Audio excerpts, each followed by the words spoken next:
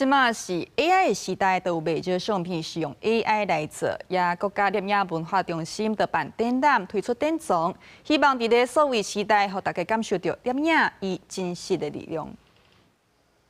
这是艺术家用翕相机翕落来，揪入一大地当了后加远的相片。国家摄影文化中心拜三举办点藏展的开幕，希望透过这相片，互民众了解台湾社会变迁，甲发生过什么代志。用16位艺术家，总共200外作品来记录台湾。第一个展览几乎记录了我们整个台湾从1940年代一直到现在的一个很蛮长的一段时间，甚至于是战前了，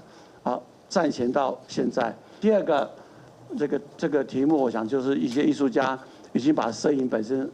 提升到一个创作艺术的境界。由我们2位 in-house 的这个策展人来帮我们策划这样子一个展览哈，我想这是一个很重要的事情，因为 in-house 的策展人提出的是一种机构的观点哈，就是我们这个机构的一个观点，他跟外来的策展人提出的观点可能会不一样啊，毕竟他们是最熟悉我们有些什么样的东西的人。这个展览有2个主题，一个是写实摄影的方式来记录，另外一个是摄影创作。策展人希望用不同的角度来看台湾。在场还有独白这2个面向，并且透过3个不一样的子题，6位摄影家，